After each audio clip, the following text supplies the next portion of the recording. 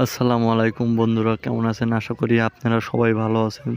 তো আপনাদের দোয়ায় আলহামদুলিল্লাহ আমিও ভালো আছি। তো বিশ্ব ভবনে কি কি ওষুধ নেওয়া লাগে এই ভিডিওটা দেখলেই শিখতে পারবেন। প্রথমত স্যালাইন নেবেন, এসএমসি স্যালাইন দেওয়া লাগবে আপনার 4 কার্টুন থেকে 5 কার্টুন যেবা ইচ্ছা। নাপা পেলেন নাপা নেওয়া লাগবে। তারপরে দেখেন আরও আছে হচ্ছে আপনার গ্যাসের ওষুধ গ্লুকোজ আছে, আরও স্টানাপা আছে। যার যেরকম ইচ্ছা এইরকম ইচ্ছা মতো নেবেন। এইটা আছে গ্যাসের ওষুধ।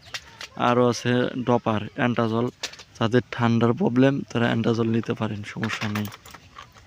আর এদের কিবরিট ট্যাবলেট আছে, কিবরিট ট্যাবলেট, এগুলো আপনারা নিতে পারেন যার যেরকম ইচ্ছা। কিন্তু এই ওষুধগুলো আপনার নেওয়া লাগবেই একদম, কারণ অন্য অন্য দেশে যা আপনার প্রথমে তো ঠান্ডা জ্বর কাশি এইগুলো হবে, ওষুধ খাই মেনটেন করা লাগবে, বুঝছেন? যার যেরকম ইচ্ছা তেমনই নেয়। এই দেখেন গ্লুকোজ, আপনি অল্পও নিতে পারেন বেশিও নিতে পারেন। তো আমার অনেক দিনের ট্যুরিস্টে যাওয়া, তো তাই বেশি বেশি সব কিছু নিছি, আমার অনেক দিন থাকা লাগবে, বুঝছেন?